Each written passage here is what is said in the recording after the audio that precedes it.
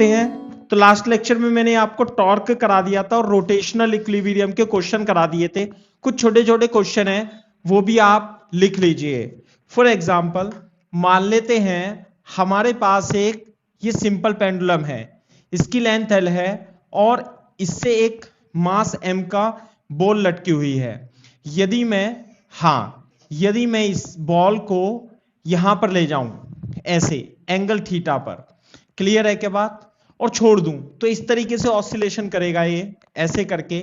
तो आपको क्या करना है, ये पॉइंट ऑफ हिंज है या पॉइंट एक्सिस ऑफ रोटेशन, तो आपको इस मास का है ना, इस मास के वेट का टॉर्क निकालना है अबाउट O। इसकी लेंथ L है ना। Find the torque of weight of ball है ना about point O as shown in figure है ना। if theta is equal to first 0 degree, theta is equal to 60 degree, third theta is equal to 90 degree। किस तरीके से करेंगे हम इसका सॉल्यूशन, बोर्ड पे देखो। हाँ भाई, तो जब ये 0 डिग्री होगा फर्स्ट केस में, तो इसका मतलब ये है कि पेंडुलम ये थीटा 0 है, तो यहीं पर बात कर रहे हैं हम। This is the point O और यहां पर जो mg लगेगा वो इधर लगेगा। So this is the line of action of force. तो इस केस में torque force multiply by perpendicular distance from the point of suspension और point of axis of rotation, this is the 0। तो टॉर्क कितना हो जाएगा बेटा इस केस में, 0 हो जाएगा। दूसरे केस में अगर जो आप इसे 60 डिग्री पर ले जाते हो और यहां पर mg लगाते हो, तो it will be the line of action of force and this is the point O। So we have to take this perpendicular distance from this the line of action of force LOF, and this is the D. If this is D and this is 30, this is L. Okay, so what is D is equal to L cos 30. So force is, तो torque इस case में तो 0 हो जाएगा। इस case में torque कितना होगा भाई, torque will be equal to force multiply by perpendicular distance, that is L cos 30. So this is the torque. mgl root 3/2 is the correct answer. Clear है क्या बात। थर्ड केस में है ना, आप इसे देखो, आपने इसे ऐसे कर दिया, theta is equal to 90 degree लगा दिया, तो mg तो नीचे होगा और ऐसे करके नीचे चला जाएगा। बात समझ में आई नहीं। तो इसके अबाउट जो टॉर्क होगा वो कितना हो जाएगा, torque 3 will be mg, this is the line of action of force, into L, this is the tau 3।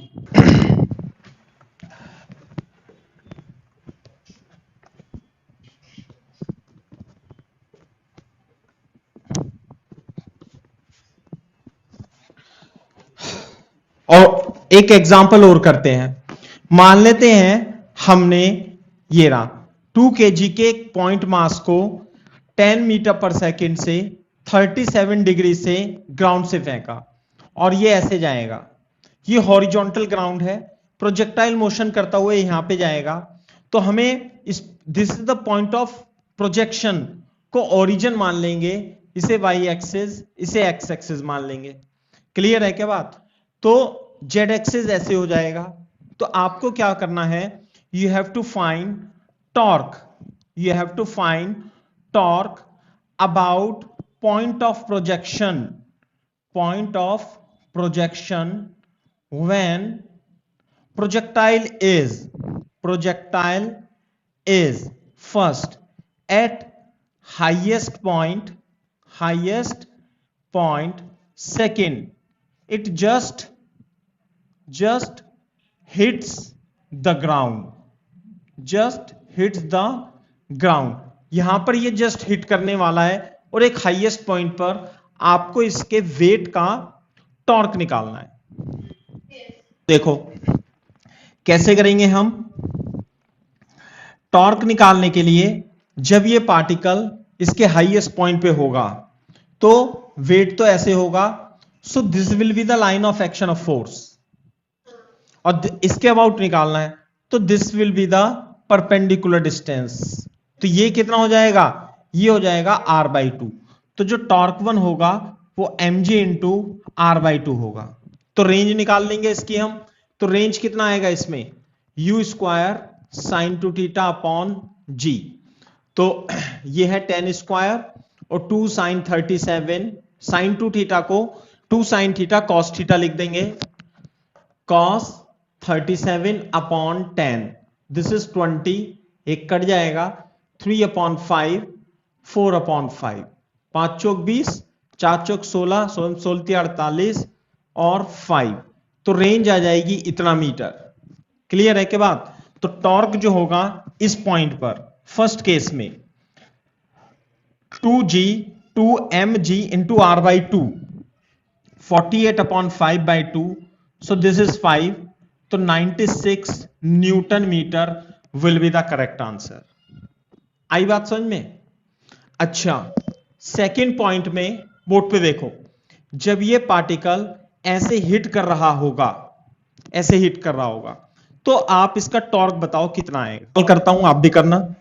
जब ये यहां पे आएगा तो एम जी इंटू ऐसे आ जाएगा बस, और ये जो डी होगी ये अब की बार आर हो जाएगी।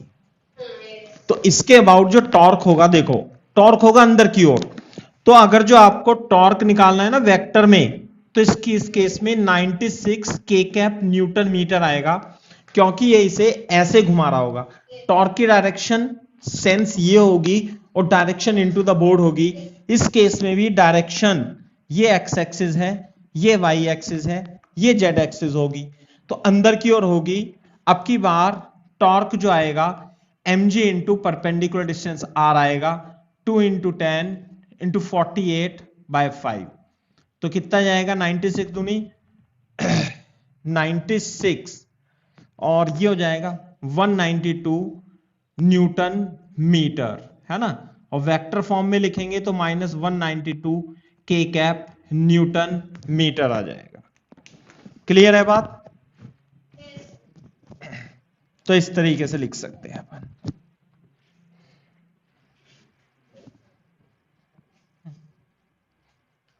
ठीक है। अच्छा तो फिर हमने रोटेशनल इक्विलिब्रियम स्टार्ट किया था, और रोटेशनल इक्विलिब्रियम में आपको बताया था कि नेट, यदि कोई भी बॉडी रोटेशनल इक्विलिब्रियम में है तो उस पर नेट टॉर्क क्या होना चाहिए, 0 होना चाहिए। क्लियर है क्या बात। फॉर एग्जाम्पल, अब मैं आपको एक एग्जाम्पल समझा देता हूं। मान लेते हैं हमारे पास एक रॉड है, और इस रॉड को हमने यहां पर हमने 5 kg का ब्लॉक लटका रखा है ऐसे करके, सही है। और ये मान लेते हैं हमारी रॉड है 4 मीटर की, यूं करके, और ये हिंज है, ये इसके अबाउट ऐसे लटका रखी है, ऐसे है, तो यूं यूं घूम सकती है। बात समझ में आई। तो इस तरीके से घूम सकती है। तो इस रोड का जो मास है वो है 2 kg, और यहां से 5 kg का ब्लॉक लटका रखा है।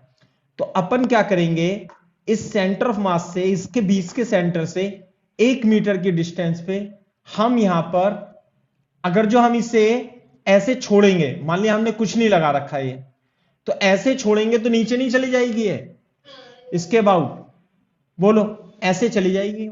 तो हमें क्या करना पड़ेगा, इसे नीचे नहीं जाने देना है, तो हमें यहां पे एक फोर्स लगाना पड़ेगा, यूं करके पकड़ के खींचना पड़ेगा यहां से रस्सी से। तो you have to find the value of F, so that rod and block, rod plus block system remains in equilibrium, you have to find the value of f। Rotational equilibrium की कंडीशन लगा देंगे, सही है ना। देखो आप तो मतलब अब क्वेश्चन के बाद में आंसर आप दोबारा से लिखना, देखो छोटा सा चित्र जरूर बनाना है, ऐसे ऐसे करके, ऐसे ऐसे। तो इस पे बताओ, इसके इस रॉड पर कितने फोर्स लग रहे होंगे। एक तो ये लग रहा है, इसे फोर्स ही मान लेते हैं पूरा, है ना, 5G मान लेते हैं। यहां पे कितना फोर्स लग रहा होगा, यहां पे 5G। ब्लॉक को हटा देता हूं क्योंकि इक्विलिब्रियम में टेंशन और ब्लॉक में 5G बराबर होंगे, जैसा मैंने पिछले क्वेश्चन में बताया था। एक F लग रहा होगा, साथ में एक यहां पे 2G लग रहा होगा। और कोई लग रहा होगा क्या फोर्स? हाँ, हिंज फोर्स, हिंज फोर्स। और हिंज फोर्स की डायरेक्शन वगैरह हमें नहीं पता, लेकिन N1 N2 इस तरीके से लग रहा होगा, सही है ना। तो देखो, हमें केवल एक अननोन है इसमें, F N1 N2। तो मैं क्या करूंगा, इस पॉइंट O के अबाउट टॉर्क लिख दूंगा, और टॉर्क को क्या कर दूंगा, 0। Net torque about O is equal to 0 कर दूंगा, सही है ना। तो देखो, अब बोर्ड पे देखो कैसे करेंगे अपन। तो सबसे अच्छी बात यह है कि इसमें फोर्स देखो, this the line of action of force. तो हम इसके से परपेंडिकुलर N1 N2 का टॉर्क अबाउट हो तो 0 हो जाएगा, है ना। और 5G का जो टॉर्क होगा, मतलब ये परपेंडिकुलर डिस्टेंस निकालनी है। फिर ये इसमें F है, F ऐसे लग रहे हैं, this the line of action of force. तो फिर ये परपेंडिकुलर डिस्टेंस निकालनी है, फिर ये निकालनी है। तो देखो, 5G का जो टॉर्क होगा, इनटू को हम पॉजिटिव, ध्यान कर लो लास्ट लेक्चर में, और आउट को हम नेगेटिव मान लेंगे, इसके अपोजिट भी मान सकते हैं। तो 5G का टॉर्क किधर होगा बेटा, 5G का टॉर्क इसे इनटू द बोर्ड होगा, तो प्लस होगा 5G इंटू परपेंडिकुलर डिस्टेंस कितनी होगी, ये 4 है, ये थीटा है, थीटा, तो ये होगी 4 sin 30 पूरी की पूरी, है ना, 4 sin 30, बिल्कुल सही बात है। तो 4 sin 30, साथ में 2G का भी देखो हाथों हाथ, 2G का भी टॉर्क इसे किधर घुमाएगा, इनटू द बोर्ड, और साथ में ये होगी 2 मीटर, और ये जो डिस्टेंस है ये होगी 2 sin 30 होगी, ये वाली डिस्टेंस बोलो। तो plus 2G force into perpendicular distance. अच्छा, अब ये जो फोर्स है देखो, ये फोर्स है ना, ये तो 3 मीटर डिस्टेंस है, और ये जो डिस्टेंस होगी ये होगी आपकी 3 sin 30, कितनी होगी, 3 sin 30। साथ में F का फोर्स इसे कैसे घुमाएगा, अवे फ्रॉम द बॉडी, तो ये माइनस में होगा, F इंटू 3 sin 30 डिग्री होगा, और नेट टॉर्क इज 0। तो sin 30 तो कट ही जाएगा, तो कितना बचेगा, 5 चौक 20 और 200, प्लस कितना बचेगा 40, minus 3F is equal to 0, 3F is equal to 240, and F is equal to 80 newton is the correct answer, है ना। ओके, तो बोर्ड पे देखो, हिंज फोर्स के बारे में हमने बात की थी पहले भी। तो जैसे कि मान लिया हमारे पास एक ये सपोर्ट है, यहां पे तो सपोर्ट है, और यहां पर एक रॉड है ना, और ये यहां पे हिंज है, क्लियर है क्या बात। तो हमने क्या देखो, अगर जो ये हिंज है ऐसे, यहां पे तो सपोर्ट है मान लिया इस तरीके से, है ना, ये रॉड है, मास m लेंथ l की, मास m, और इसकी लेंथ कितनी है, l है। तो यदि मैं इसे छोड़ूंगा तो यूं गिर जाएगी ये, ऐसे इसके अबाउट रोटेट करती हुई ऐसे गिर जाएगी, यूं यूं करके गिर जाएगी। तो हमने क्या कर रखा है, we are applying the force F in this way, clear है क्या बात, सही है ना। तो if rod is in equilibrium find the hinge force. आपको इसमें हिंज फोर्स चित्र दोबारा से बनाएंगे, है ना, उसे तो अलग से ही रखेंगे। अब लिखेंगे सॉल्यूशन। तो जैसे मैंने बताया, जब हिंज फोर्स की बात करते हैं तो एक तो इस पे mg लगा देंगे, और हिंज फोर्स में हमें पता नहीं किधर किधर लग रहा है, एक तो N1 लगा देंगे, एक N2 लगा देंगे, तो हिंज फोर्स जो होगा वो n1 square plus n2 square के बराबर होगा, है ना। क्लियर है क्या बात भाई? साथ में अब बोर्ड पे देखो, हम क्या करेंगे, मान लेते हैं ये एंगल इक्विलिब्रियम में थीटा है इस तरीके से, है ना। तो इसे एक्स एक्सिस और इसे वाई एक्सिस मान लेता हूं मैं, है ना। तो अब हम इस ये थीटा है, तो बोर्ड पे देखो ये एंगल थीटा है तो ये भी थीटा होगा, ये 90 माइनस थीटा तो ये थीटा होगा, सही है ना। तो इसे मैं रिजॉल्व कर लूंगा, इसे रिजॉल्व कर लूंगा, it will B F cos theta and it will B F sine theta.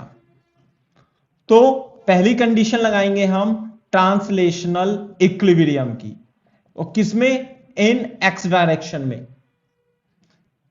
बात समझ में आ रही है भाई? तो एक्स डायरेक्शन में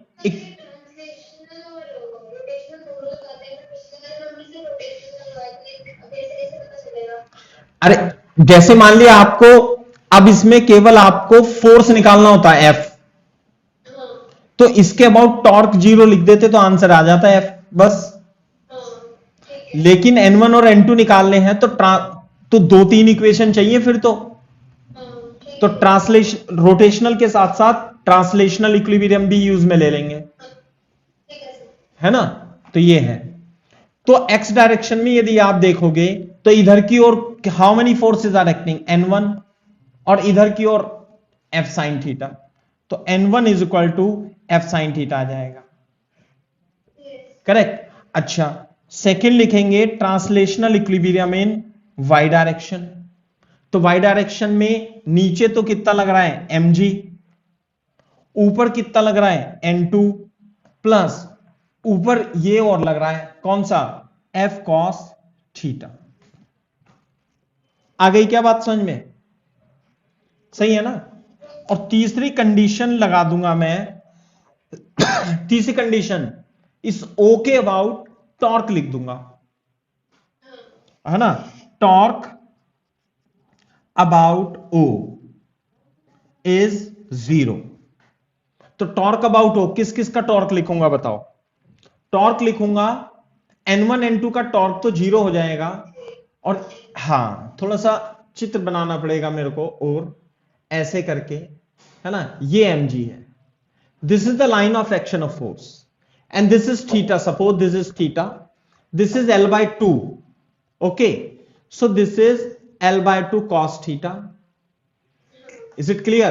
And this is f, this is f, only mg का और f का फोर्स का टॉर्क हमें लिखना है, तो this is mg, this is acting downward like this, so mg का टॉर्क क्या होगा, into the board, तो mg into L by two cos theta, है ना भाई। और f का टॉर्क कितना लिखूंगा बता सकते हो, f का टॉर्क कितना लिखू सोजन साइना? नहीं, देखो ध्यान से, यही मैं इसलिए सिखा रहा हूं, कई सारे एग्जांपल इसलिए लिए हैं। This is the line of action of force, और इस एक्सिस के अबाउट लेना है, तो this is the perpendicular distance, the perpendicular distance is L in this case, and it will try to rotate anti-clockwise sense, and the torque will be away from the board, and it will be negative F into L is equal to 0. So what is F? So mg L by 2 cos theta is equal to F into L. L will cancel out, so the value of F is mg by 2 cos theta, this the value of F. अच्छा, तो यहां पे देखो, हमें तो hinge force root n1 n2 square चाहिए, तो f तो इसमें गिवन है, f is given in this question, only sine theta is not known to us, okay.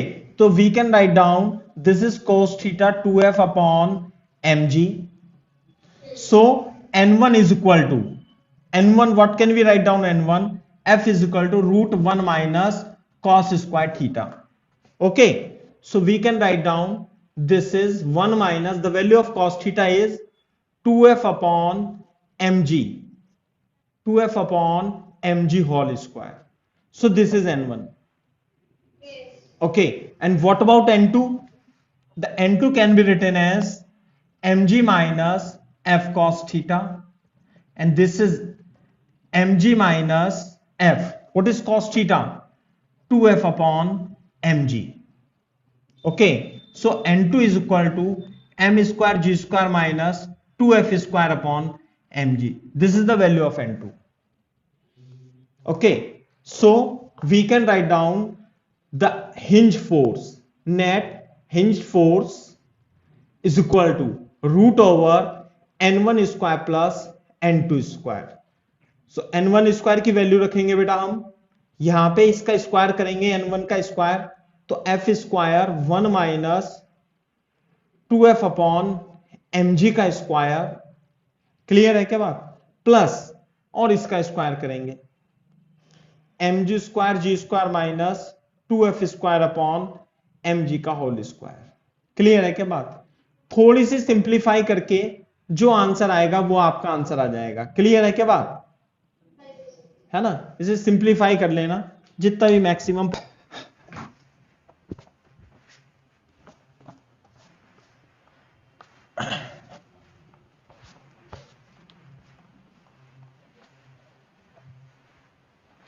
देखो एक बहुत ही अच्छा क्वेश्चन है, छोटा सा क्वेश्चन है ना। फॉर एग्जांपल मान लेते हैं हमारे पास एक ये ग्राउंड टाइप से कुछ है, मान लिया है ना, ये रखा हुआ है, हमारे पास दो ब्रिक हैं, दो bricks, there are two bricks like this, एक ब्रिक ये है और एक ब्रिक इसके ऊपर रखी है, ऐसे करके रखी है, क्लियर है क्या बात।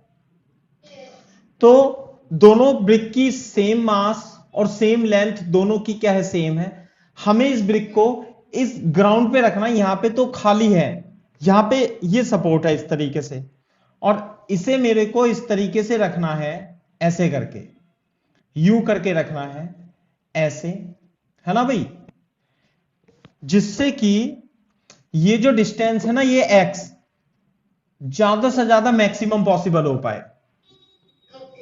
बात समझ में आ गई ना। मैं क्वेश्चन लिख देता हूं प्रॉपर, आप लिख लेना, है ना। Two identical BRICS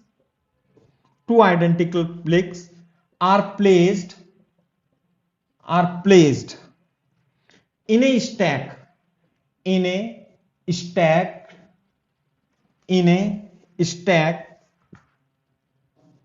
stack over the edge of a horizontal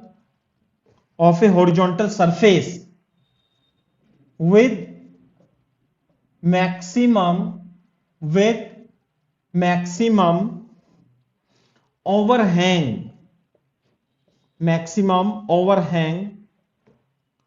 possible without falling as shown in figure. Okay, find x,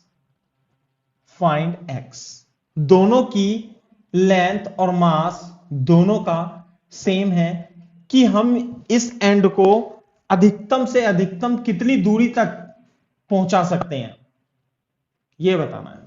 1 minute देता हूं आपको, इसे सोचो आप कि मैं क्या पूछ रहा हूं इसमें और क्या कर सकते हो आप। तो अब मेरे को यह भी तो नहीं दे रखा ना इसका सेंटर ऑफ मास कहां पे है, सोचा तो आपने बिल्कुल सही है, ठीक है। अब बोर्ड पे देखो, मैं इसे थोड़ा सा बनाता हूं। मेरे पास दो ब्रिक्स हैं, एक ये है एक ये है, और फिर मेरे को इसके ऊपर मैक्सिमम ज्यादा से ज्यादा निकालना है कि मेरे को इसे यहां तक ज्यादा से ज्यादा दूरी तक पहुंचाना है। ये भाई ये तो सपोर्ट है, तो मैं क्या करूंगा, पहले ऊपर वाली ब्रिक को ज्यादा से ज्यादा आगे निकाल दूंगा। तो क्या मैं इतनी सी आगे निकालूंगा बस? नहीं। और कर सकते हैं, कितना कर सकते हैं? नहीं, x तो है अभी, x कितना, इतना कर दूं तो गिर नहीं जाएगी है। L/2 तक, वेरी गुड। तो मैं इसे, जैसे इसका सेंटर ऑफ मास तो यहां होगा और इसका सेंटर ऑफ मास यहां पे होगा, क्योंकि mg तो यहां पे लग रहा होगा इसका, और नॉर्मल फिर यहां लग रहा होगा, तो इसके अबाउट टॉर्क 0 हो जाएगा फिर। क्लियर है क्या बात? तो पहले, सबसे पहले तो मैं इस फर्स्ट ब्रिक को सेकंड ब्रिक के ऊपर L/2 डिस्टेंस तक निकाल दूंगा। सही है ना? अब मैंने ये निकाल दिया। अब बोर्ड पे देखो, अगर जो ये ऐसे मैंने कर दिया, मान लिया ये m है, ये m है, यहां पे है, और आपने इसे ऐसे कर दिया, ये तो मेरे को पता लग गया ये तो डिस्टेंस L/2 होगी होगी। सही है ना? तो इसका मास तो यहां पे हो गया। अब देखो, अगर जो मैं अब बिल्कुल, अब इसे क्या मैं इस तरीके से रख दूं यहां पे, यूं गिर जाएगा ना? तो कहां पे रख, यहां पे देखो, एक बार यहां भी रख के देख लेते हैं। ये मैंने यहां रख दिया, लो। हाँ, इस इन दोनों का सेंटर ऑफ मास आगे है, तो मेरे को इसे थोड़ा सा और खिसकाना पड़ेगा, है ना? कितना खिसकाना पड़ेगा वो मैं बता देता हूं आपको। अब ये मान लिया, ये हमें x यही तो निकालना था, तो बोर्ड पे देखो, अगर जो ये m है, ये तो mg है, और ये भी तो mg है,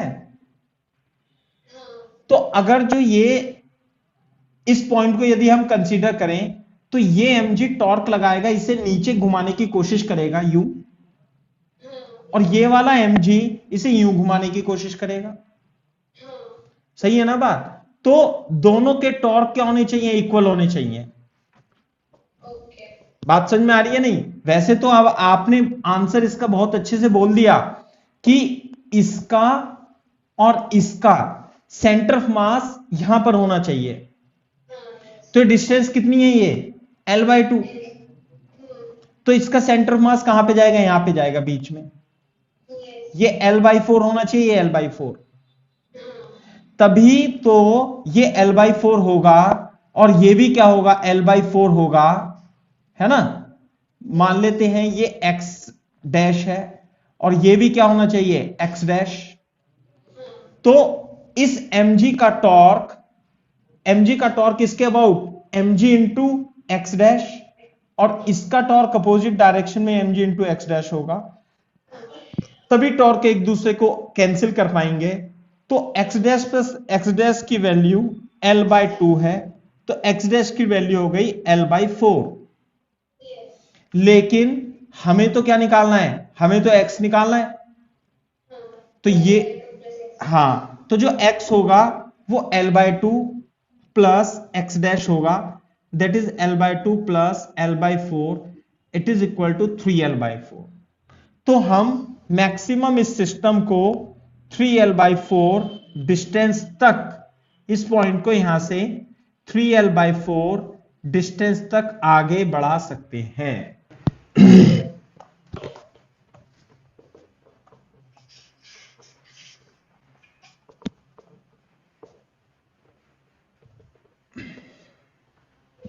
ओके, चलो, तो एक क्वेश्चन और लिखता हूं मैं फॉर एग्जाम्पल, है ना भाई? मान लेते हैं हमारे पास एक रॉड है, एक रॉड है, कल हमने ऐसे सवाल किए थे, और यहां पर फ्रिक्शन कॉफिशिएंट, यहां पर फ्रिक्शन कॉफिशिएंट म्यू है, ये पॉइंट ए है, और ये पॉइंट जो इससे टच है वो बी है, और फ्रिक्शन कॉफिशिएंट कितना है? ये म्यू बी, और हॉरिजॉन्टल से ये एंगल, रॉड मास m और लेंथ l की रॉड थीटा एंगल बना रही है हॉरिजॉन्टल से। बोलो, सही है बात? और यहां पे म्यू भी है, साथ में आपको क्वेश्चन में दिया हुआ है कि नॉर्मल रिएक्शन Na है, और ये नॉर्मल रिएक्शन Nb है, साथ में इसमें यहां पर एक Mg लग रहा है। सही है बात? और ये रॉड इक्विलिब्रियम में है, रोटेशनल प्लस ट्रांसलेशनल, है ना? If rod is in equilibrium, है ना? Rod is in equilibrium, find condition of first translational equilibrium in x direction, translational equilibrium in y direction and rotational equilibrium. rotational equilibrium ये आपको condition लिखनी है। ये x axis मान लेते हैं, ये वाई एक्सिस मान, है ना। ये लिख लेना, if float is in equilibrium and about to just ऐसे and about to slip, about to slip और जस्ट फिसलने वाली है, तो वो कंडीशन है ना। नहीं तो क्वेश्चन का आंसर बन नहीं पाएगा फिर, है ना बेटा। देखो इधर, अगर जो ये रॉड जस्ट स्लिप करने वाली है तो यहां भी फ्रिक्शन है, यहां भी फ्रिक्शन है, बोलो। तो ये फ्रिक्शन है तो रॉड कैसे यूं करेगी ना, यूं। तो इस पे फ्रिक्शन किधर लगेगा बताओ, इस पे माइनस एक्स में प्लस एक्स में, माइनस एक्स में, है ना। तो एफ आर ए मान लेते हैं। और इस पे ये यू स्लिप करने वाली है तो इस पे इधर लगेगा, इधर लगेगा, है ना। ये हो गया F B friction B. Clear है क्या बात, ऐसे। और ये मैक्सिमम फ्रिक्शन है तो निश्चित रूप से F R A mu A into N A, mu A into N A होगा। और एफ आर बी यानी ये friction force mu B into N B के इक्वल होगा। क्लियर है क्या बात, है ना। तो ये एक्स एक्सिस है, ये वाई एक्सिस है। हाँ भाई, ट्रांसलेशनल इक्विलिब्रियम तो कोई भी लिख देगा इन एक्स डायरेक्शन। कैसे, एक्स में इधर फोर्स लग रहा है एन बी और इधर फोर्स लग रहा है एफ आर ए, और एफ आर ए किसके इक्वल है भाई, म्यू ए एन ए के। सेकेंड, इन वाई डायरेक्शन में हम ट्रांसलेशनल इक्विलिब्रियम लगाएंगे तो इधर फोर्स लग रहा है mg और ऊपर की ओर फोर्स लग रहा है na और ऊपर की फोर्स लग रहा है फ्रिक्शन b। आ गई क्या बात समझ में, एफ आर बी। तो mg is equal to na plus F R B की जगह mu B into N B. Clear है क्या बात। अच्छा, अब हम एक थर्ड इक्वेशन और लिखेंगे, किसकी, टॉर्क की लिख देंगे। किसी भी पॉइंट के अबाउट आप टॉर्क लिख सकते हो, कुछ भी पॉइंट हो सकता है, ये हो सकता है, ये हो सकता है, ये हो सकता है, ये। लेकिन टॉर्क ऐसे पॉइंट के अबाउट लिखें जिससे कि आपको कम से कम अननोन आए उसमें। जैसे यदि मैं पॉइंट ए ले देता हूं तो पॉइंट ए के अबाउट यदि आप टॉर्क लिखोगे, है ना, तो Na और एफ आर ए का टॉर्क जीरो हो जाएगा। सही है बात। तो ऐसे लिख देंगे टॉर्क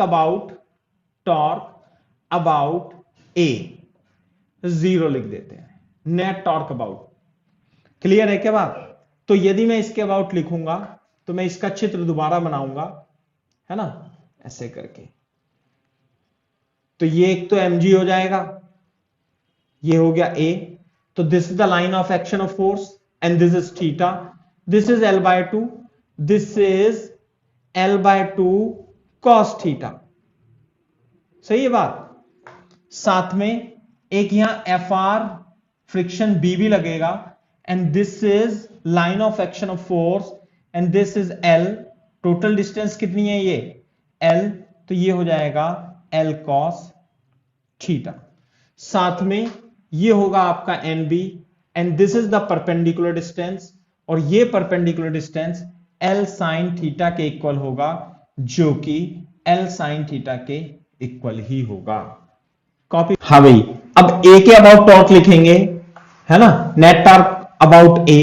तो mg का जो टॉर्क होगा ये mg से यूं घुमाएगा, बाहर की ओर होगा। आउट को हम नेगेटिव मान लेंगे, इनटू को हम पॉजिटिव मान लेंगे। सही है। तो इसके अबाउट आउट होगा, है ना।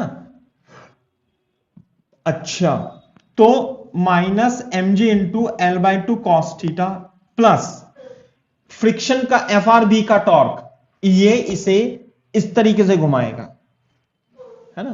कैसे, अंदर होगा बाहर? अंदर। और एनबी का अंदर, ये भी इसे ऐसे घुमाएगा।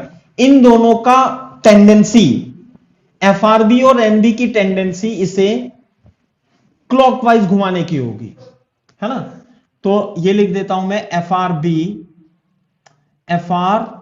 B into perpendicular distance L cos theta plus NB, NB और perpendicular distance L sine theta is equal to 0।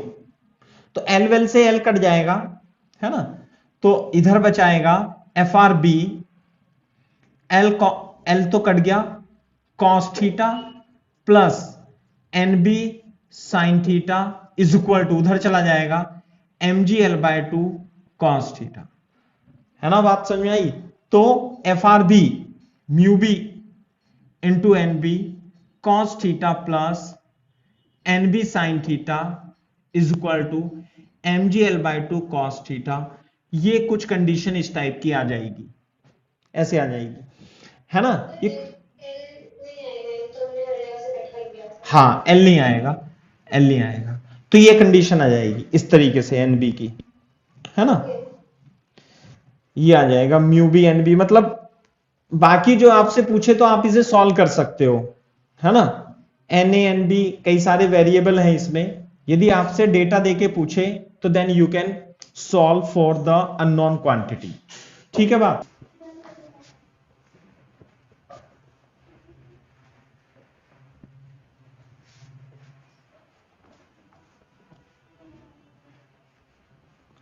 ठीक है, एक क्वेश्चन और लिखते हैं, देखो इस तरीके से। फॉर एग्जाम्पल, मान लिया हमारे पास ये h हाइट की एक वॉल है, साथ में एक रॉड है ऐसे करके u, है ना, और इसकी लेंथ है l और ये थीटा है। तो ये तो ग्राउंड थी, ये वॉल थी, और this is the height h। Clear है क्या बात? और ये वॉल जो है स्मूथ है, यहां पे फ्रिक्शन है ना, फ्रिक्शन। ये हमें कोफिशिएंट ऑफ फ्रिक्शन फाइंड करना है। क्लियर है क्या बात? If it is in it is just about to slip, if rod is just about to slip as shown in figure, find the value of, या minimum value of coefficient, है ना, find the minimum value of mu, थोड़ा short में लिख दिया, और rod का मास m मान लेते हैं, है ना। दोबारा से चित्र बनाएंगे, इसे हटा देंगे ऐसे करके, फटाफट से चित्र बनाएंगे और इस पे फोर्स दिखाएंगे, है ना। ये तो हाइट h है, ऐसे कितने फोर्स लगेंगे इस पे, रॉड पर कितने फोर्स लगेंगे? एक तो लगेगा mg, इस पॉइंट को मैं a मान लेता हूं, इस पॉइंट को मैं b मान लेता हूं, तो यहां पे लगेगा नॉर्मल रिएक्शन Na, और ये u फिसलने वाली होगी ऐसे u करके, तो फ्रिक्शन इसमें इधर लगेगा, F1 मान लेता हूं, चलो FA मान लेते हैं, ठीक है, क्योंकि ये रफ है ना। और जो FA की वैल्यू होगी वो म्यू इंटू Na के बराबर होगी, मैक्सिमम स्टैटिक फ्रिक्शन। यहां पे बताओ और इसके अलावा कोई फोर्स लगेगा क्या? किधर लगेगा? इधर, बोर्ड पे देखो ध्यान से, डायगनली किधर? इधर देखो, ये हमारी वॉल होगी इस तरीके से, तो जो नॉर्मल रिएक्शन होता है it is perpendicular to the surface, तो यहां पे एनबी ऐसे लगेगा। समझ में आ गई बात? बस यही फोर्स लगेंगे। ठीक है, साथ में मेरे को ये भी नहीं पता कि ये डिस्टेंस कितनी है। आ गई बात समझ में? तो अब बोर्ड पे देखो, इसे मैं एक्स एक्सिस और वाई एक्सिस मानता हूं। ट्रांसलेशनल और रोटेशनल इक्विलिब्रियम लगा करके हम आंसर निकाल सकते हैं। सही है बात? तो इसमें देखो, इन एक्स डायरेक्शन ट्रांसलेशनल इक्विलिब्रियम की हम बात करें तो ये थीटा है, ये थीटा है, ये 90 माइनस थीटा। तो क्या ये थीटा नहीं होगा? हाँ होगा। ये हो जाएगा एन बी कॉस थीटा, ये हो जाएगा एन बी साइन थीटा। तो इन एक्स डायरेक्शन में एफ ए फ्रिक्शन, फ्रिक्शन है ना, friction is equal to N sine theta, बिल्कुल सही बात है। और friction is equal to mu into N A है, is equal to this is N B sine theta. ये तो बात बिल्कुल सही हो गई। इन वाई डायरेक्शन, अब हम वाई डायरेक्शन में देखेंगे तो mg तो नीचे लग रहा है, वाई डायरेक्शन में भी ट्रांसलेशनल इक्विलिब्रियम लगाएंगे, mg नीचे की ओर और na plus nb cos theta ऊपर की ओर। इक्विलिब्रियम में नीचे के फोर्स बराबर ऊपर के फोर्स। क्लियर है क्या बात? है ना? तो हमें Na की वैल्यू चाहिए, तो मैं यहां से Nb की वैल्यू निकालूंगा। Nb की value mu Na upon sine theta आएगा और मैं हाथों हाथ यहां रख देने वाला हूं। सही है? तो mg is equal to Na plus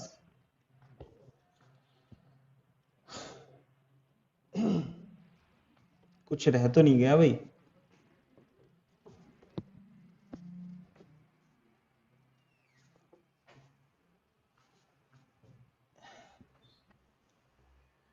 हमें निकालना क्या है? फ्रिक्शन निकालना है ना। हाँ,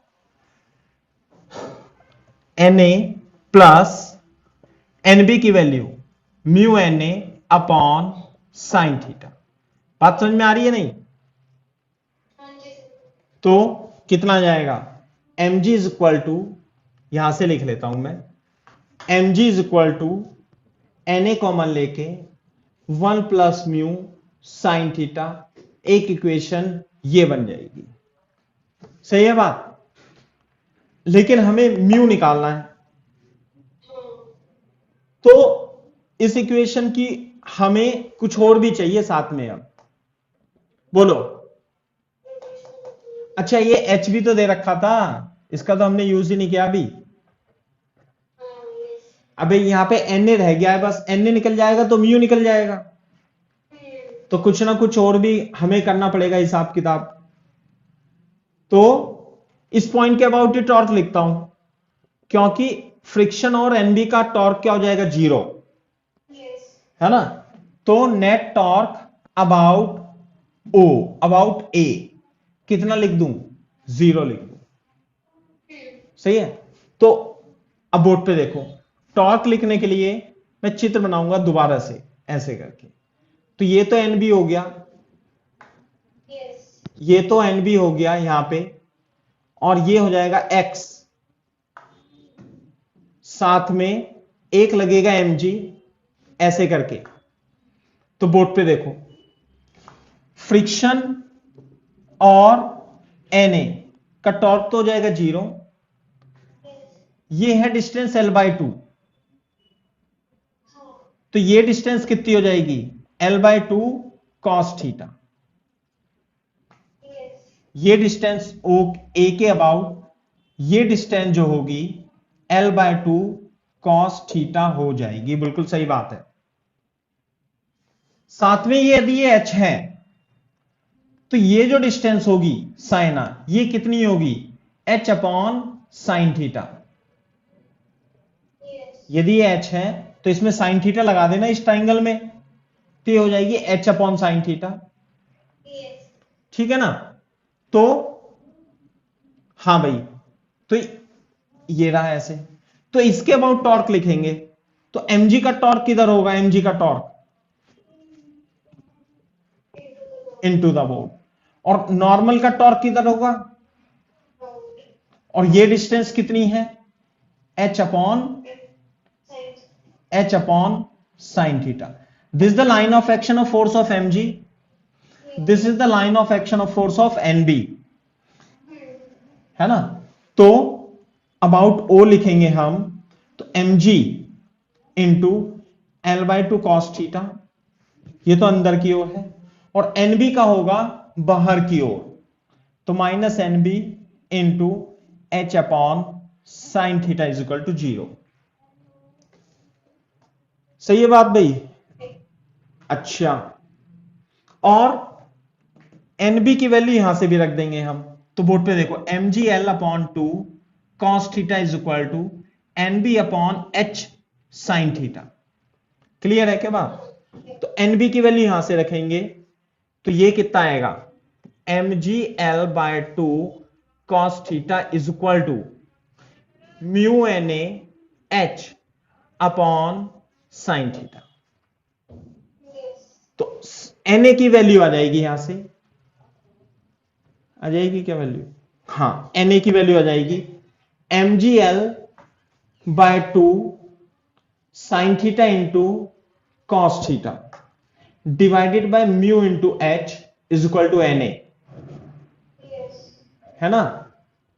तो na की वैल्यू हम इधर शिफ्ट कर देंगे, या कैसे भी कर लो आप, चलो इधर ही शिफ्ट कर देते हैं। From equation 1 mg is equal to na की वैल्यू ये रही mgl sine theta cos theta upon 2 mu h, है ना, और 1 प्लस म्यू साइन थीटा, ये बात होगी। क्लियर है क्या बात। इस mg से mg कट जाएगा, 2 म्यू एच कॉमन लेके अब हम इसकी मल्टीप्लाई करेंगे, L sine theta cos theta plus L sine theta cos theta mu upon sine theta, काट देंगे तो इधर आ जाएगा म्यू लेके minus mu L cos theta is equal to L sine theta cos theta, तो म्यू कॉमन लेके 2h minus L cos theta is equal to L sine theta into cos theta. तो म्यू कितना हो जाएगा भाई, L sine theta into cos theta upon 2h minus L cos theta is the correct answer. देख लो भैया कुछ गलती वलती ना हो।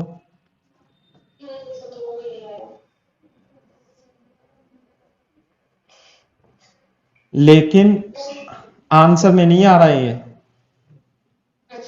हाँ आंसर में नहीं आ रहा।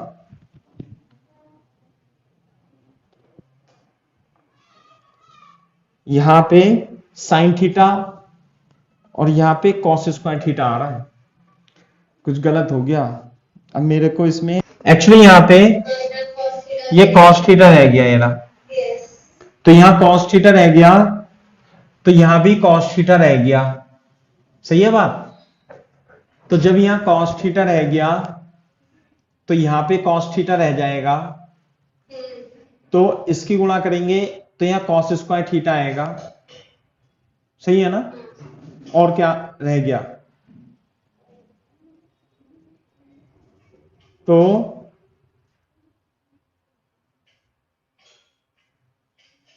कॉस स्क्वायर थीटा आ गया। तो मैंने क्या करा है यहां पे, ये कॉस स्क्वायर थीटा यहां आ जाएगा, है ना, और यहां भी कुछ ना कुछ गलत तो हुआ ही होगा। एक तो ये कॉस स्क्वायर थीटा आ गया यहां पे, अरे ये अंदर मल्टीप्लाई करेंगे तो साइन थीटा कॉस थीटा आ गया, और इसकी अंदर मल्टीप्लाई करेंगे तो कॉस स्क्वायर थीटा आ जाएगा। तो यहां पे तो कॉस स्क्वायर थीटा आ गया सही, लेकिन अभी एक मिस्टेक और है, यहां पे साइन स्क्वायर थीटा आ रहा है, तो यहां साइन थीटा आ रहा है। Very good. अरे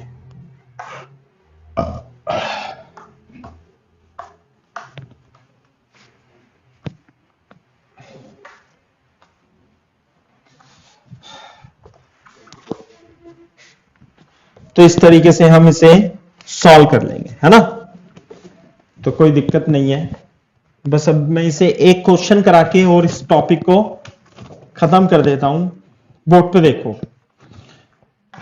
फॉर एग्जाम्पल ये हमने 9th क्वेश्चन 9th क्लास में भी शायद किया होगा। मान लेते हैं हमारे पास एक वेइंग मशीन है, वो मतलब जैसे बोलते हैं ना इसे वेइंग, वेट करने की जो तराजू होती है। तो यहां पे मान लिया हमारे पास ये 2 मीटर है डिस्टेंस, बोलो, और यहां पर एक पेन है, ठीक है बात, और ये 50 kg का है, क्लियर है। और यहां पर एक मास है ना m। तो मेरे को ये बताओ कि ये कितना होना चाहिए, और ये 1 मीटर है, इस m की वैल्यू कितनी होनी चाहिए।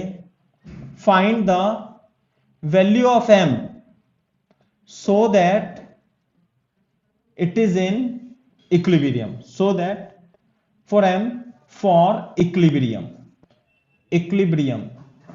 m की वैल्यू कितनी होनी चाहिए।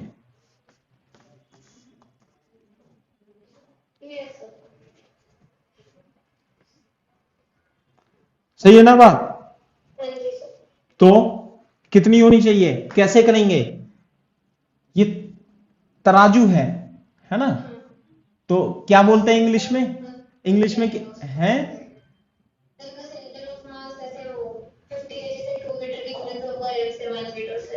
हाँ, सेंटर ऑफ मास शब्द यूज नहीं करेंगे हम यह यूज करेंगे कि इस पॉइंट ओ के अबाउट, यदि ये सीधा है रॉड, तो इसका टॉर्क 0 होना चाहिए। तो सिंपल हम कह देंगे ये 50G लग रहा है इधर, this the line of action of force, और ये इसे इधर घुमाने की कोशिश करेगा, तो इसका जो टॉर्क होगा -50G इंटू परपेंडिकुलर डिस्टेंस होगा। साथ में ये mg है, this the line of action of force, और ये इसे इसके अबाउट ऐसे घुमाएगा, तो प्लस mg इंटू 1 होगा इज इक्वल टू 0, है ना। तो 100G is equal to mg, तो g से g कट जाएगा, तो मास होगा इसका 100 kg, यानी कि कितना मास रिक्वायर्ड है 100 kg। तो इस तरीके से। तो कभी कभी क्या होता है, डिफेक्टिव बैलेंस होती है, इसे फिजिकल बैलेंस बोलते हैं। क्या बोलते हैं, फिजिकल बैलेंस, है ना, भौतिक तुला। तो एक हेडिंग लिख लो, how to measure correct weight from a defective physical balance. Clear है क्या बात। डिफेक्टिव फिजिकल बैलेंस से हम सही तरीके से कैसे नापेंगे, जैसे तराजू आपने देखी है, ऐसे करके इधर उधर हो जाता है। कहां पे देखी है, फ्रूट वाला अभी भी रखता है कि ऐसी तराजू।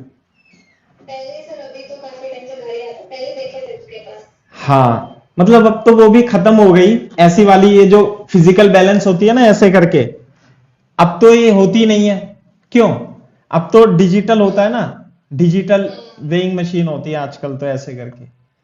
तो इससे क्या करते हैं, वो जो पहले होते थे तो इससे गलत भी नाप देते हैं, मतलब 1 किलो सेब को वो 900 ग्राम ही में ही, तो 900 ग्राम सेब को वो 1 किलो बता देंगे ऐसे। तो अगर जो मान लिया आपके कभी पड़ जाए ऐसा चक्कर में, तो आप उसकी गलत डिफेक्टिव फिजिकल बैलेंस से करेक्ट वेट नाप सकते हो। कैसे नाप दोगे, मैं उसका तरीका बता रहा हूं। एक्चुअली क्या करते हैं वो, जैसे अभी देखा ना मैंने, इधर 2 मीटर लगाया तो इधर 100 kg था वेट, और अगर जो आपने इसकी इस वाली लेंथ को कम कर दिया तो आप यहां पे आपको यहां पे 50 कितना रखना पड़ेगा? अरे कितना आ रहा था ये 200 kg, 200 kg आ रहा था ना? अच्छा अच्छा अच्छा, यहां 50 था तो यहां पे 100 kg आएगा फिर। तो यदि आपने इसकी लेंथ को कम ज्यादा कर दिया तो वो फिर गलत रीडिंग देगा वो। ऐसे करके देख लो, चाहे 50 को 100 बता रहा है वो, है ना, 50 kg को 100 बता रहा है। अब वो ऐसा तो है नहीं कि इतना ज्यादा डिफरेंस कर देते हैं, नहीं तो वो तो दिख ही जाएगा फिर। वो छोटा सा डिफरेंट कर देते हैं, वेरी स्मॉल। यदि डिफरेंस कर भी देते हैं तो हम क्या करेंगे, हमारे पास जैसे मान लिया हमें इसे मेजर करना है, तो इसका वेट है एक्चुअल में mg। तो हम क्या करते हैं कि एक पड़ले में, एक पेन में, तो वेट को रख mg को रखते हैं जो वस्तु है हमारी ऑब्जेक्ट, और यहां पे क्या डाल देते हैं, वेट 1।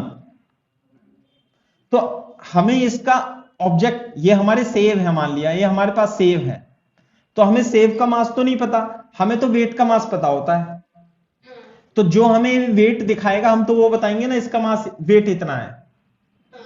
तो अब अगर जो इक्विलिब्रियम में कंडीशन लगाएं तो mg into L1 is equal to W1 into L2 होगा।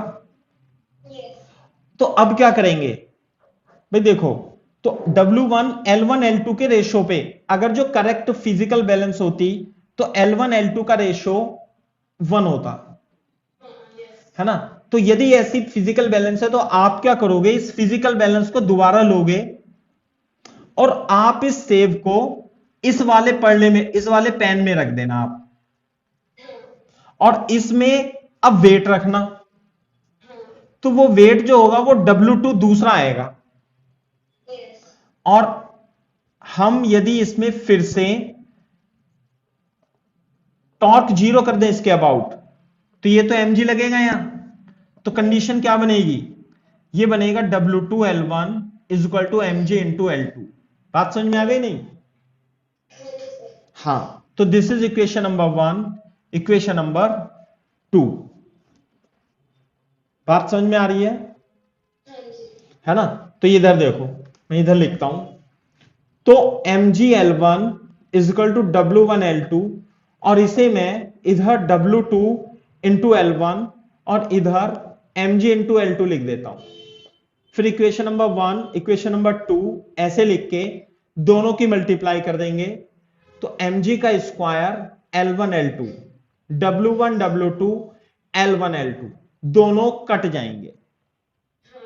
तो जो एक्चुअल में वेट होगा, अगर W1 W2 तो रीडिंग है, वो तो हम देख लेंगे, तो जो एक्चुअल में वेट होगा वो इन दोनों का स्क्वायर रूट, है ना, प्रोडक्ट का स्क्वायर रूट होगा, और इसे ज्योमेट्रिक मीन भी बोलते हैं। तो एक्चुअल वेट जो होता है वो रूट W1 इंटू W2 के बराबर होता है। सही है बात? तो आप क्या करोगे, पहले एक पडले में रख के उसे नाप लोगे, फिर दूसरे पडले में रख के वेट नाप दोगे, और फॉर्मूला लगा देना रूट W1 W2, वास्तविक वेट उसका आ जाएगा। अच्छा, मतलब एप्लीकेशन है इसका, है ना, टॉर्क का, तो इसे याद भी रखना है। और सवाल इस पे आ भी चुका है जेईई मेंस में, है ना, नीट वीट में तो आ जाता है ऐसी, तो हम डायरेक्ट यूज कर लेते हैं, और बहुत अच्छा कॉन्सेप्ट भी है समझने के लिए। ठीक है, चलो, तो ये टॉर्क और रोटेशनल इक्विलिब्रियम के मैंने सवाल करा दिए। अब जैसे मान लिया हमने न्यूटन्स लॉ ऑफ मोशन में पहले स्टैटिक इक्विलिब्रियम के क्वेश्चन किए थे, फिर न्यूटन सेकंड लॉ लगाया था, क्लियर है के बाद? तो उसमें जैसे हमने लगाया था ना F is equal to m a, तो इसमें torque is equal to I into alpha लगाएंगे।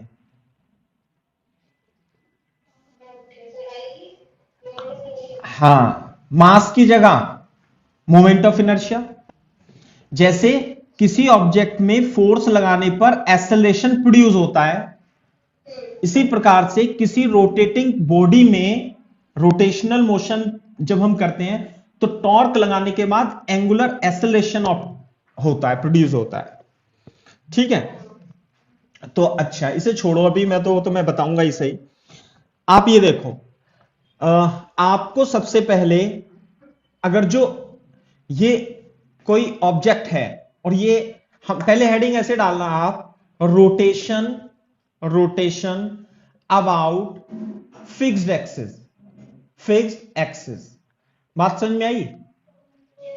यानी कि अभी हम केवल केवल वो रोटेशन मोशन करेंगे जिसमें ऑब्जेक्ट की एक्सिस, रोटेटिंग बॉडी की एक्सिस फिक्स हो।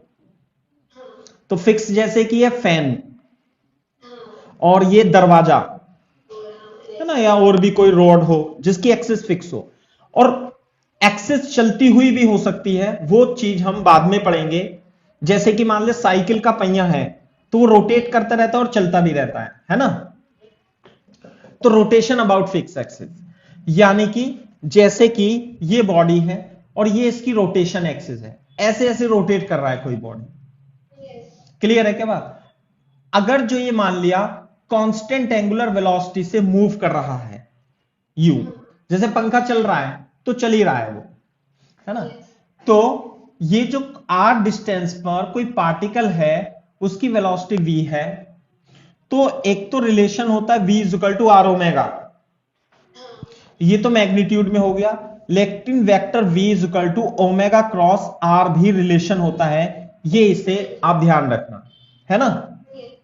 ये हो गया, क्लियर है बात? अच्छा, ये तो मान लिया ओमेगा इसमें क्या है, कांस्टेंट है।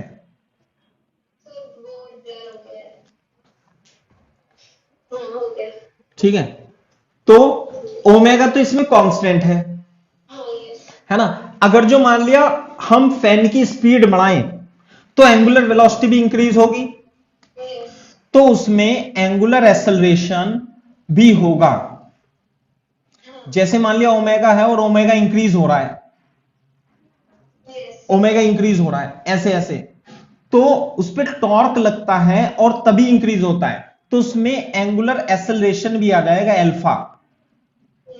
ये तो एंगुलर वेलोसिटी है, angular velocity into the board, है ना।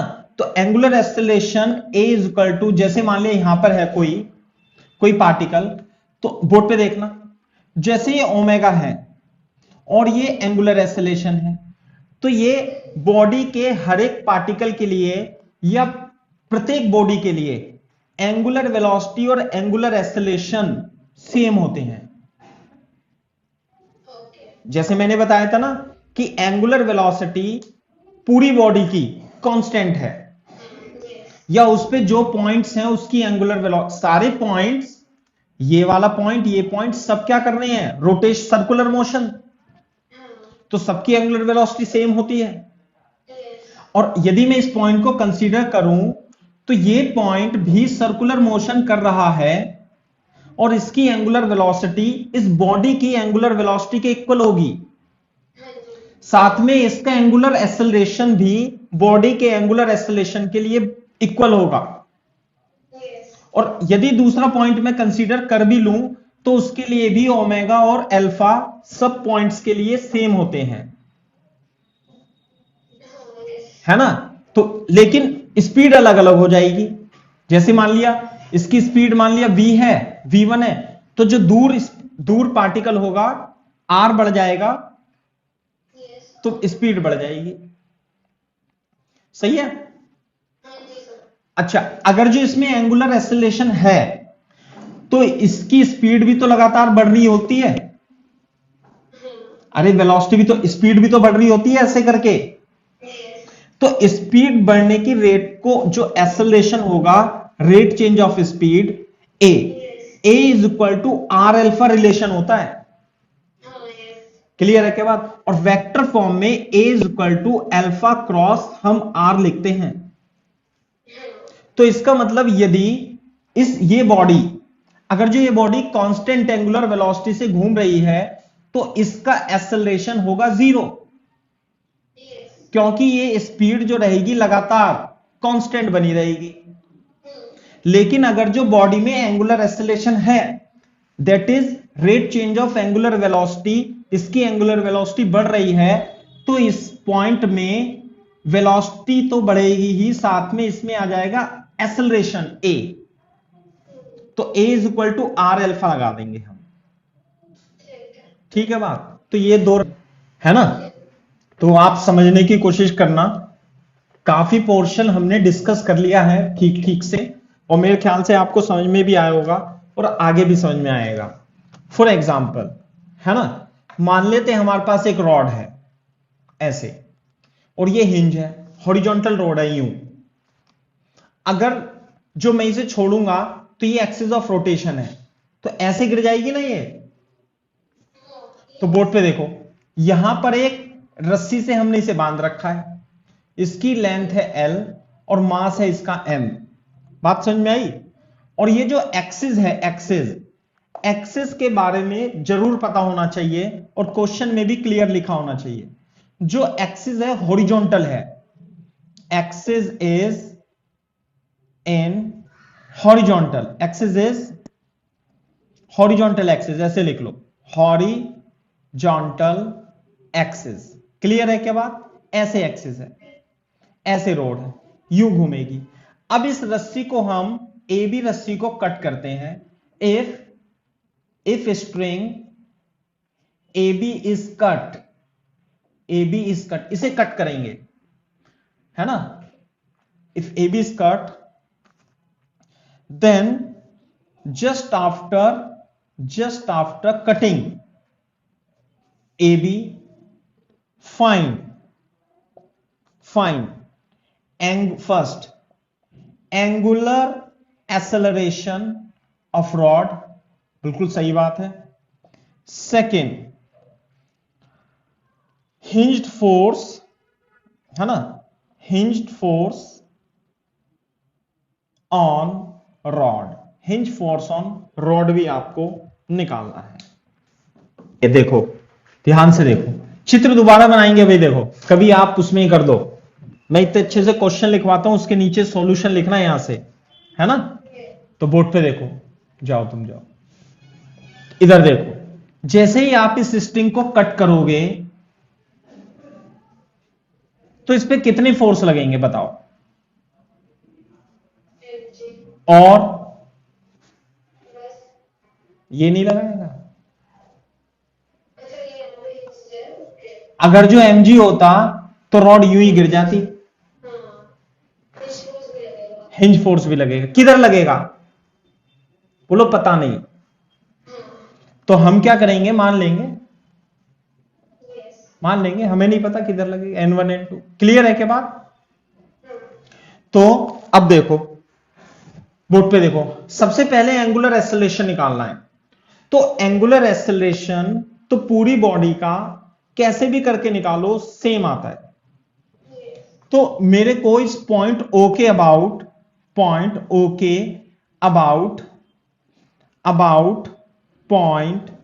O टॉर्क बता सकते हो कितना आया। बिल्कुल सही बात है। This is the perpendicular, this is the line of action of force, and this distance is perpendicular distance is L/2, mg into L/2। तो net torque is equal to I into alpha. जैसे net force is equal to m into a होता है ना, तो net torque is equal to I into alpha is equal to mg L/2। And what about I, I is the moment of inertia about one end, L length की road, यदि मास m की road, L length की road one and के about घूम रही है, तो moment of inertia one and के अबाउट कितना होता है बेटा,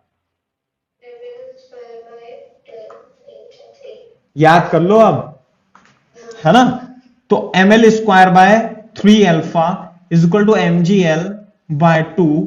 तो alpha is equal to g 3/2 g upon L is the correct answer.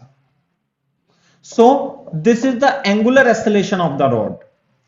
हमें N1 और N2 की वैल्यू और निकालनी है। क्लियर है क्या बात। तो this is the angular acceleration, this is first part. So how do we find the N1 and N2। Board पे देखो इधर ध्यान से, यदि मैं इसका FBD बनाऊं तो इस पे कितने फोर्स लग रहे हैं, एक तो mg लग रहा है और एक N2 लग रहा है और एक N1 लग रहा है। सेंटर ऑफ मास कहां है बॉडी का? यहां पे है। तो आप मेरे को क्या acceleration of centre of mass बता सकते हो बॉडी का? हाँ बता सकते हैं। क्यों? क्योंकि ये this is the centre of mass, क्योंकि ये इसके अबाउट एंगुलर रोटेशनल मोशन कर रहा है और इस रॉड का acceleration alpha, angular acceleration alpha पता चल गया। तो क्या मेरे को इस पॉइंट पर जो सेंटर ऑफ मास है उसका एसीएम नहीं पता लग सकता? हां, क्योंकि ये तो इसके about rotation motion, circular motion करेगा। तो जो एसीएम होगा, एसीएम कितना होगा भाई? ACM is equal to r alpha. तो एसीएम आर कितनी है भाई? L/2। तो L/2 इंटू अल्फा, अल्फा की वैल्यू 3g/2l, तो ये आ जाएगा 3g/4।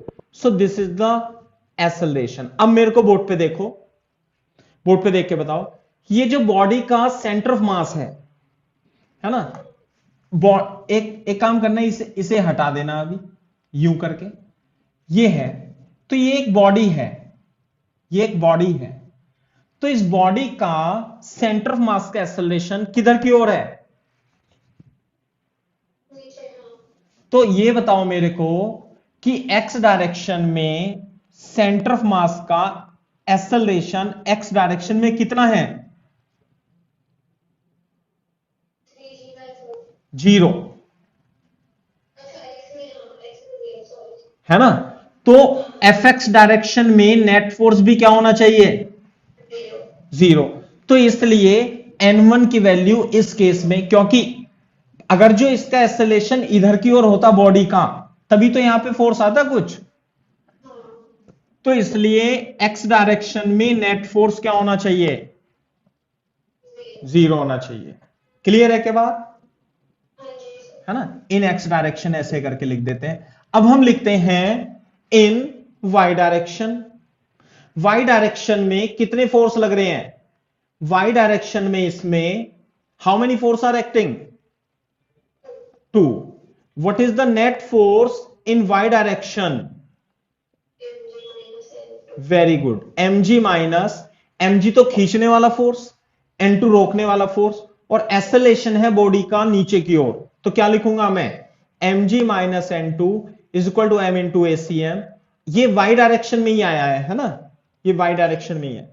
तो 3g/4, तो n2 की वैल्यू mg माइनस 3mg/4 आ जाएगा। तो जो हिंज फोर्स है इस केस में mg/4 ऊपर की ओर ही आएगा। इसका मतलब रोड पे केवल और केवल दो फोर्स लगेंगे इस स्थिति में। एक तो mg लगेगा और एक इधर लगेगा। हिंज फोर्स जो होगा उसकी वैल्यू mg/4 ही आएगी, x डायरेक्शन में 0 हो जाएगा।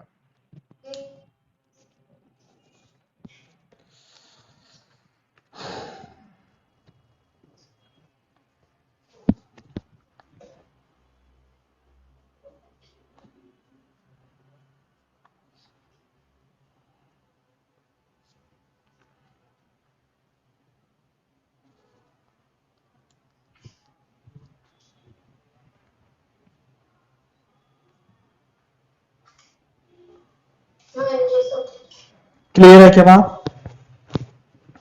ऐसे करके, तो मेरे ख्याल से समझ में आया होगा आपको ये question. Fix axis about fix axis, rotation about fix axis के क्वेश्चन ऐसे ही करने हैं। एक्सिस ऑफ रोटेशन के अबाउट नेट टॉर्क निकाल के I/2 अल्फा के बराबर करना है, एंगुलर एक्सेलरेशन निकल जाएगा। बाकी translation motion according to question हम अप्लाई करते रहेंगे, आपको पता लग जाएगा। 5 7 10 क्वेश्चन कराऊंगा तो आपको खुद ही पता लग जाएगा कि कैसे कैसे अपने को सॉल्व करना है ना। ये है। अच्छा,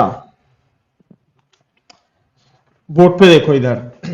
फॉर एग्जाम्पल मान लेते हैं हमारे पास ये तो ग्राउंड है, एक इस तरीके से एक सिस्टम है, ये रॉड है, और रोड के अबाउट यहां पे एक डिस्क है, डिस्क ऐसे है ना भाई, और ये उसका हिंज पॉइंट है।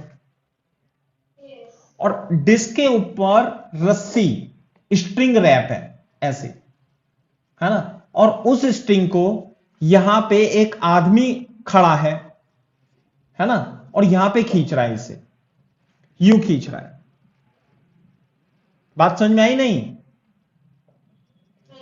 और वो जो फोर्स लगा रहा है वो कितना फोर्स लगा रहा है? 50 न्यूटन का फोर्स लगा के ऐसे खींच रहा है, तो ये घूमेगी। समझ में आई बात? तो t इज इक्वल टू 0 पर person start the motion is start. Omega कितनी है? 0 मान लेते हैं, चलो लिखवाता नहीं हो ज्यादा। t इज इक्वल टू 0 पर वो स्टार्ट करता है ना, और इसकी रेडियस r है और मास m है। किसका? डिस्क का।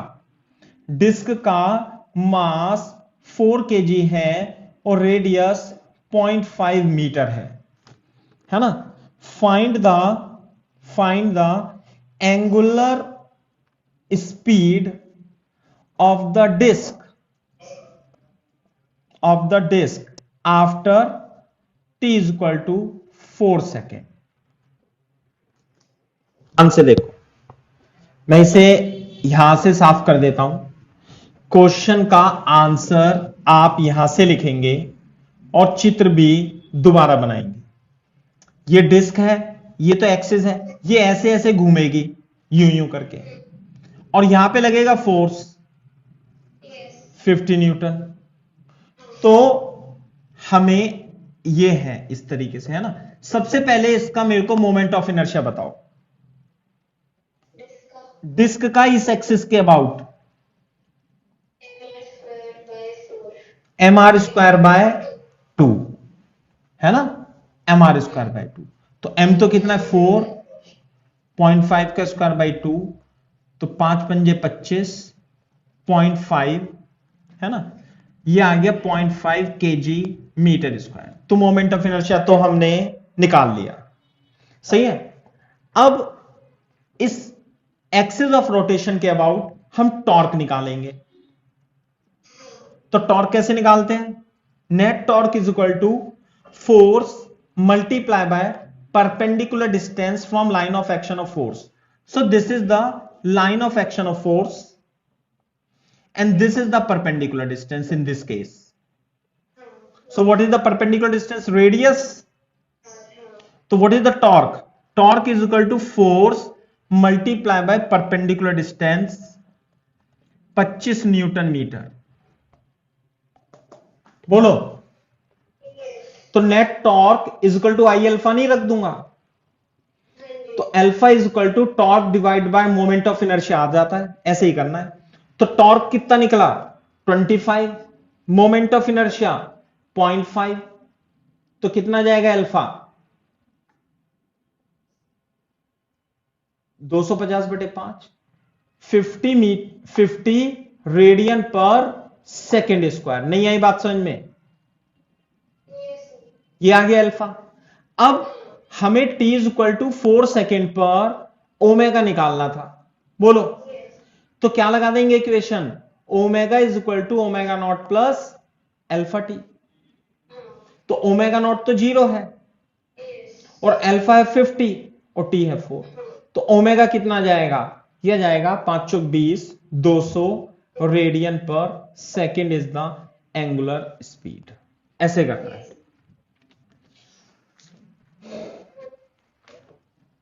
ठीक है क्या बात?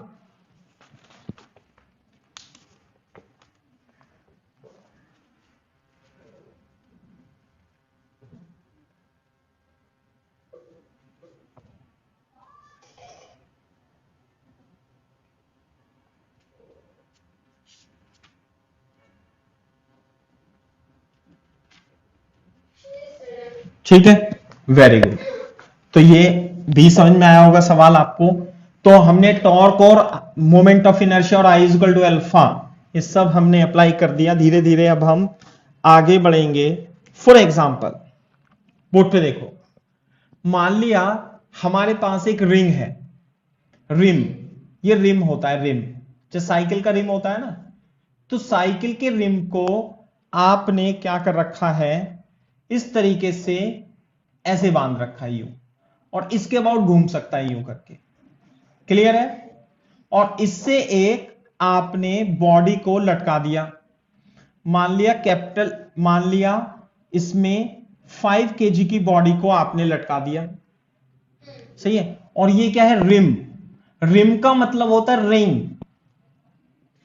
अब वो लिख के नहीं देगा रिंग, वो तो रिम ही बोलेगा। तो आपको पता होना चाहिए रिंग और डिस्क अलग अलग होती है ना। तो रिम है, मास है इसका मान लिया 10 kg और रेडियस है इसकी 1 मीटर। बोलो, अब जब अभी आपने इसे छोड़ा, जैसे आप इसे छोड़ोगे 5 kg के ब्लॉक को, तो क्या होगा बताओ?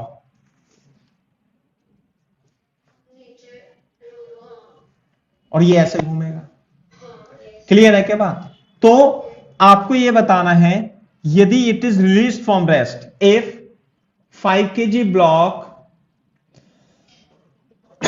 is released from rest,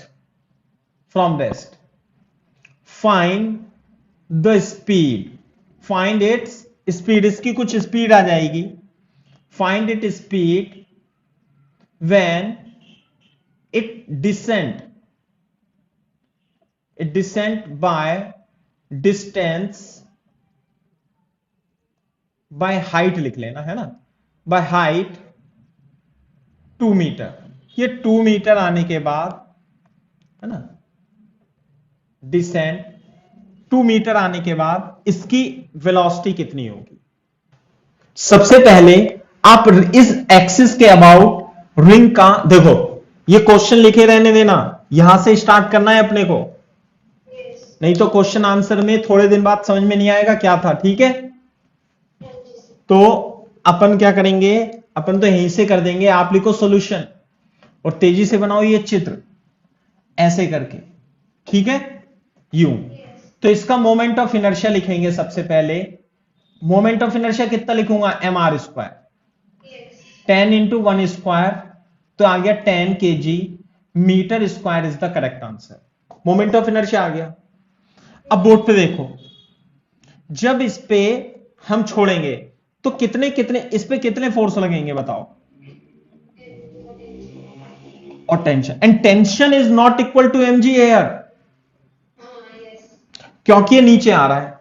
तो बोर्ड पे देखो, टेंशन इस पे ऐसे लगेगा, तो यदि इसका एक्सेलरेशन ए है तो मैं ब्लॉक के लिए लिख लूं, फॉर ब्लॉक क्या लिखूंगा? Newton second law, f net is equal to m a. F net नीचे खींचने वाला फोर्स 5g, रोकने वाला force tension is equal to 5 into a. Equation number 1। बोलो व्हाट अबाउट दिस? मैं यहां लिखता हूं ऐसे, फॉर रिम, यदि मैं रिम का एफबीडी बनाऊंगा तो बोर्ड पे देखो, रिम के एफबीडी पे कितने फोर्स लगेंगे? देखो, एक तो लगेगा टेंशन नीचे की ओर, साथ में ये हिंज है, यहां पर इसका वेट भी वर्क करेगा mg, है ना, और यहां नॉर्मल भी वर्क करेगा ऐसे। क्लियर है क्या बात? तो इसके अबाउट में नेट टॉर्क लिखूंगा, है ना, नेट टॉर्क अबाउट ओ, कितना है net torque? Is equal to I into alpha लगा दूंगा। नेट टॉर्क लिखो, net torque is equal to n और mg का टॉर्क तो हो जाएगा 0, टॉर्क लगाएगा ये, and this the perpendicular distance, this is r, तो टेंशन इंटू आर, तो T इंटू 1, और नेट टॉर्क को लिख दूंगा I इंटू एल्फा, तो अल्फा की वैल्यू T अपॉन आई आ जाएगी। तो टेंशन तो मेरे को नहीं पता, लेकिन I पता है। I कितना आया था भाई? 10। समझ में आई बात? तो मेरे को इसका एंगुलर एक्सेलरेशन पता लग गया। बोलो, अब एक कंस्ट्रेन है बॉडी में कि अगर जो इस पॉइंट, इसका मास का 5 kg का एक्सेलरेशन a है, तो इस रस्सी का इस पॉइंट का एक्सेलरेशन भी क्या होगा? a। इसका भी कितना होगा? a। तो इस वाले पॉइंट का इस पॉइंट का एक्सेलेरेशन भी कितना होगा, ए। अब बोर्ड पे देखो, ये अल्फा है और ये ए है, तो a is equal to r alpha. तो यहां से देखो टेंशन कितना है, यहां टेन अल्फा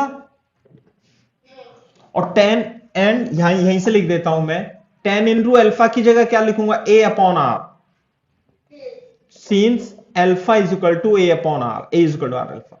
तो टेन इंटू ए, आर की जगह वन, तो टी इज इक्वल टू हो गया टेन ए। तो T is equal to ten a. तो अब यहां पे लिखेंगे इसके नीचे ऐसे करके, from equation 1 5g minus T की जगह क्या लिख लूंगा, ten a is equal to 5a। Clear है क्या बात? 5g is equal to 15a, तो a is equal to 5g upon 15 और g अपॉन 3। तो एक्सेलेरेशन आ जाएगा 10/3 मीटर पर सेकेंड स्क्वायर। आ रही है क्या बात समझ में? करो, कॉपी करो अभी जरा। Very good. तो अब ये 2 मीटर नीचे आएगा यहां पे, तो इसकी स्पीड आ जाएगी, इनिशियल स्पीड कितनी थी इसकी, 0। तो v square is equal to u square plus 2as under root 2as, 2 into 10/3, a की वैल्यू 3 और s कितना है 2, तो यह जाएगा 2√10/3 मीटर पर second is the speed, is the correct answer.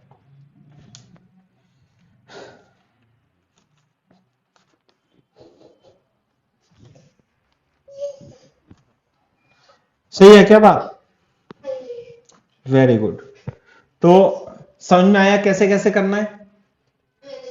Torque निकालना है, अल्फा निकालना है, ए निकालना है ना, a is equal to r alpha लगाना है, सब कुछ। मोमेंट ऑफ इनर्शिया निकालना है, टॉर्क लगाना है, और टॉर्क और मोमेंट ऑफ इनर्शिया में torque is equal to I alpha relation use करना है, ऐसे करके।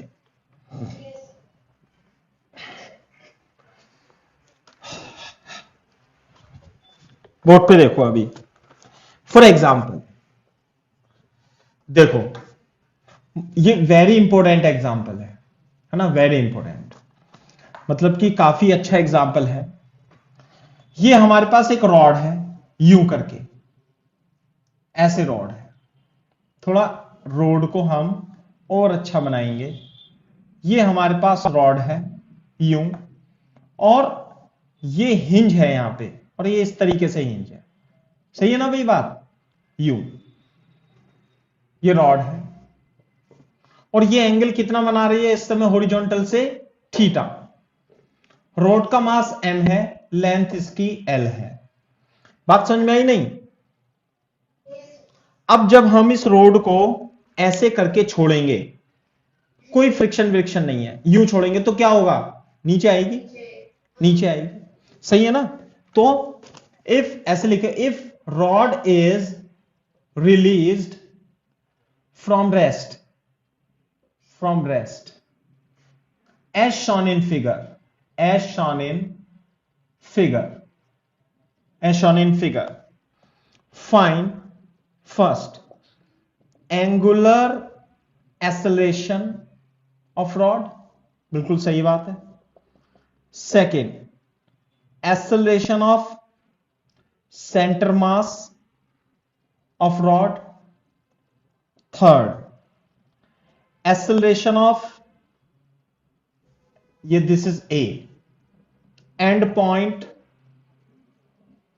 ए ऑफ रॉड, इसका एक्सेलरेशन निकालना है। थर्ड, फोर्स exerted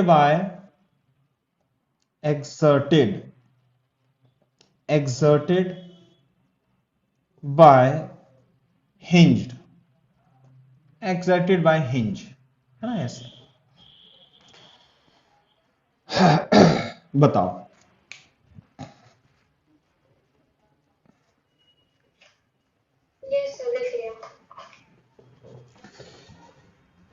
सही है बात? तो देखो क्वेश्चन क्वेश्चन ऐसे ही लिखा रहने देना, दोबारा से एक जल्दी से चित्र बना लो और यहां पे लिख देना सॉल्यूशन, है ना। अच्छा फटाफट तेजी से बना लो। तो इस पे कितने फोर्स लगेंगे बताओ, रोड पे और हिंज फोर्स। तो हिंज फोर्स किधर लगेगा, हाँ ये एक्स और वाई में। अपन इसे थीटा छोड़ो n1 और n2 मान लेते हैं। क्लियर है के बाद। तो सबसे पहले तो मेरे को टॉर्क एंगुलर एक्सेलरेशन निकालना है, तो टॉर्क निकालना पड़ेगा ओ के अबाउट, क्योंकि ओ के अबाउट ही टॉर्क लिखोगे, एक्सिस ऑफ रोटेशन के अबाउट टॉर्क लिखते हो तो n1 n2 का टॉर्क 0 हो जाएगा। और टॉर्क कितना आएगा साइना, L/2 cos थीटा। तो torque is equal to I alpha, है ना। तो टॉर्क आएगा mg into L/2 cos alpha, और जो मोमेंट ऑफ इनर्शिया आएगा वो इसके अबाउट कितना आएगा,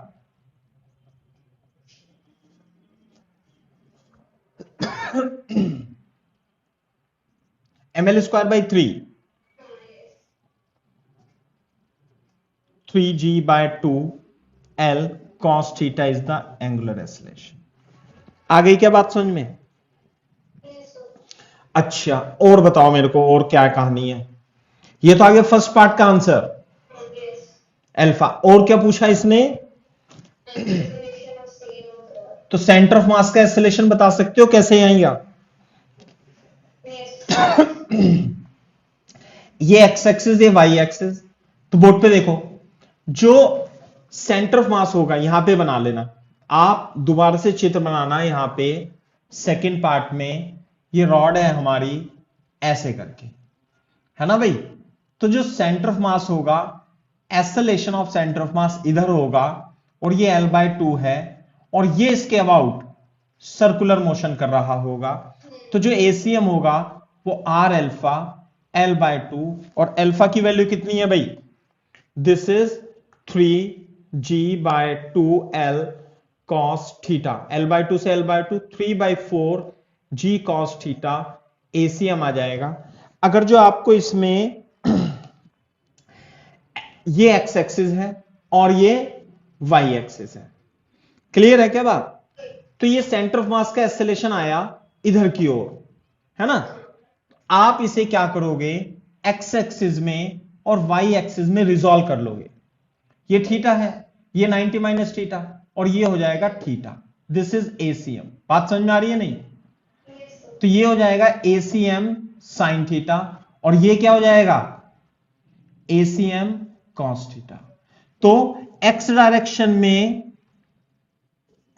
सेंटर ऑफ मास का एक्सेलरेशन इन एक्स डायरेक्शन में कितना आएगा भाई, ACM साइन थीटा का मतलब है 3/4g cos theta into sine theta, नहीं।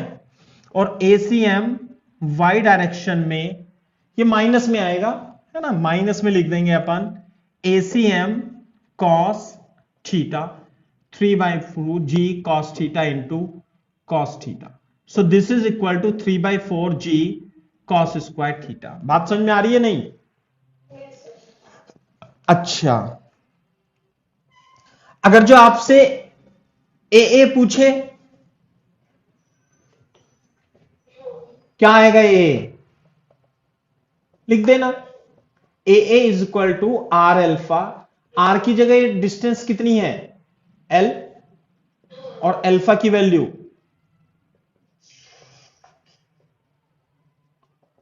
3g/2 cos theta. This is AA। आ रही है क्या बात समझ में। तो वो इस तरीके से किसी भी पॉइंट का एक्सेलरेशन आपसे पूछ सकता है, और आपको बड़े क्वेश्चन में किसी भी पॉइंट के एक्सेलरेशन की आवश्यकता पड़ सकती है, सही है ना। अच्छा तो हमें क्या निकालना है, फोर्स एक्सर्टेड बाय हिंज। अब मेरे को बताओ फोर्स एक्सर्टेड बाय हिंज कैसे निकालेंगे बताओ। इसे मैं साफ कर देता हूं।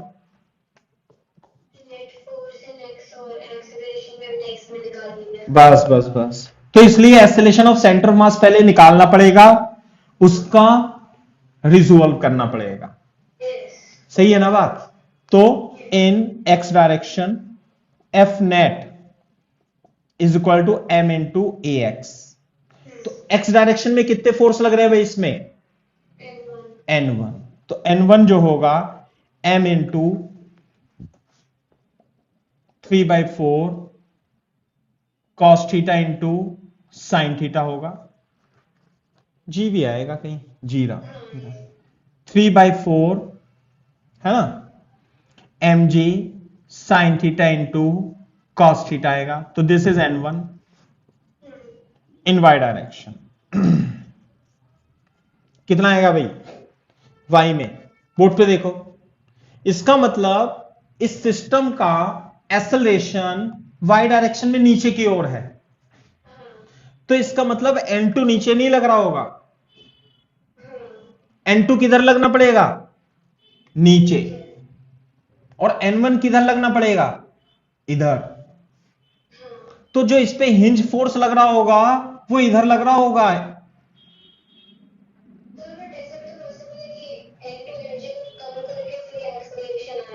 दोबारा से बोलना, दोबारा से बोलो, दोबारा से बोलो।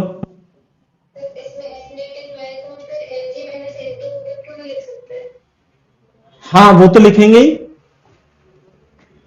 अरे नहीं नहीं नहीं नहीं नहीं, मैं ही गलत बता रहा हूं, रुको एक मिनट, मैंने एमजी को ध्यान ही नहीं दिया, दिमाग कहीं और चल रहा है ऐसा लग रहा है। तो इस रोड पे वाई डायरेक्शन में फोर्स देखो कितने हैं, N2 ऊपर की ओर, mg नीचे की ओर।